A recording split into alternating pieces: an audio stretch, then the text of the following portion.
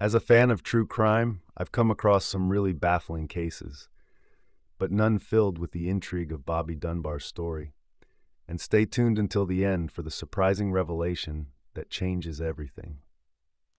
Did you know the boy's mysterious disappearance and subsequent return has puzzled historians and true crime enthusiasts for over a century? This mind-boggling tale of a missing child, mistaken identity, and family drama has finally taken a turn that could shed light on one of the most enduring mysteries in American history. Today, we're diving deep into the captivating saga of Bobby Dunbar, a little boy who vanished on August 23, 1912, and whose story has haunted his family and intrigued the public for generations. Bobby Dunbar's legacy is a complex web of love, loss, and the search for truth that continues to challenge our understanding of identity. So, buckle up as we unravel the twists and turns of this century-old mystery and what new evidence has finally brought some clarity to Bobby's story. Bobby Dunbar was just 4 years old when he disappeared during a family fishing trip in Louisiana at Swayze Lake in August of 1912 near Opelousas, Louisiana. Imagine that. One moment he's playing with his siblings, and the next, he's gone. The Dunbar family was devastated and quickly launched a massive search effort.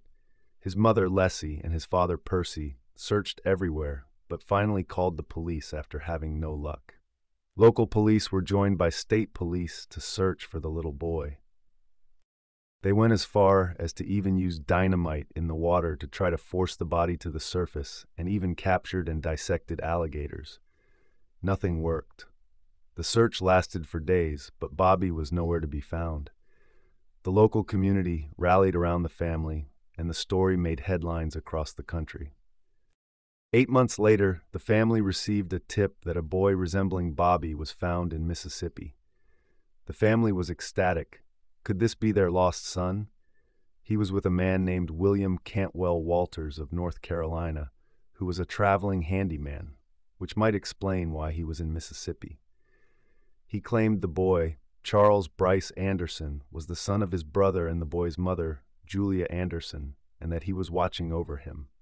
Despite the objections of the town's residents, Walters was arrested and the boy put in custody. This is where the story gets a little muddled.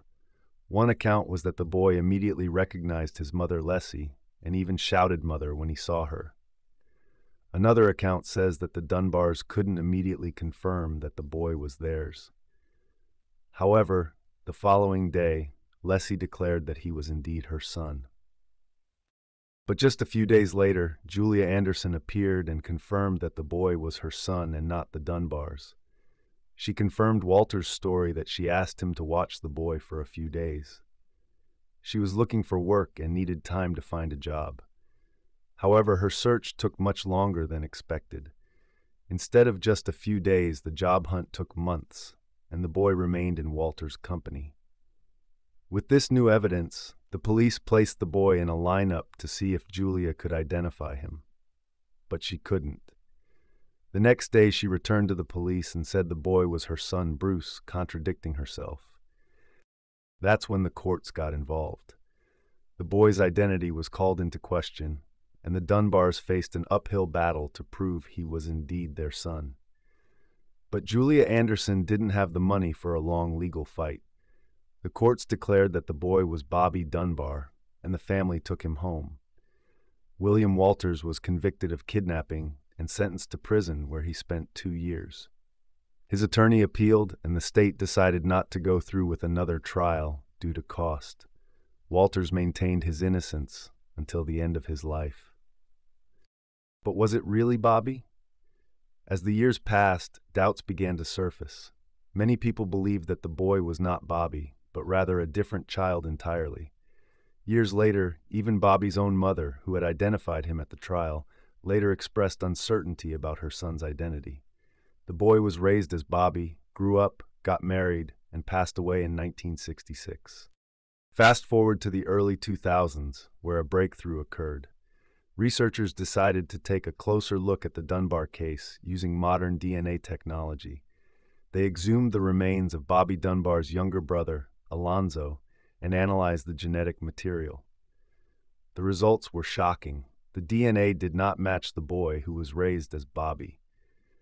This revelation sent shockwaves through the Dunbar family and the historical community.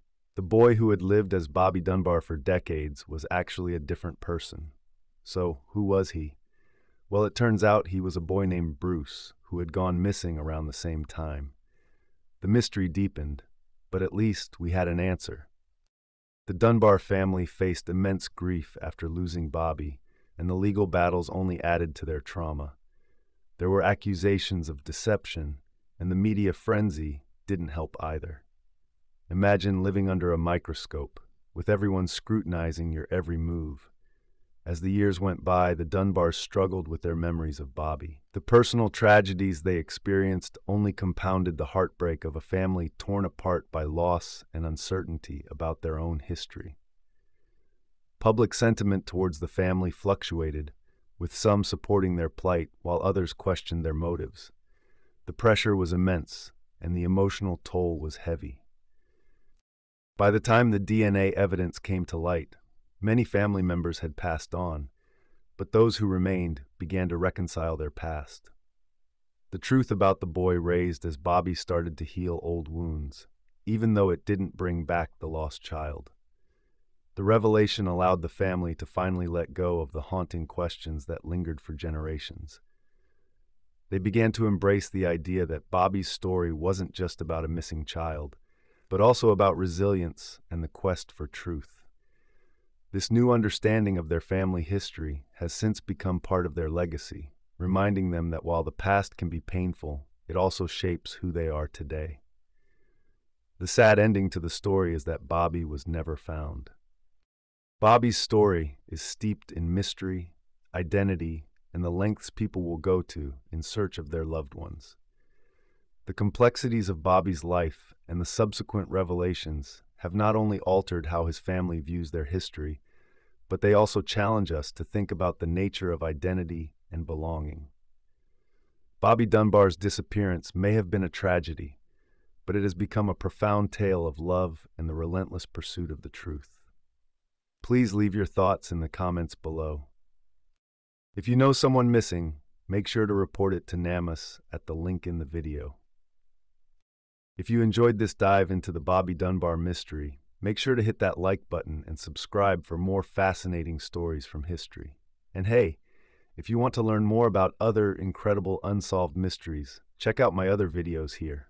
Let's keep exploring together. Thanks for watching, and see you next time.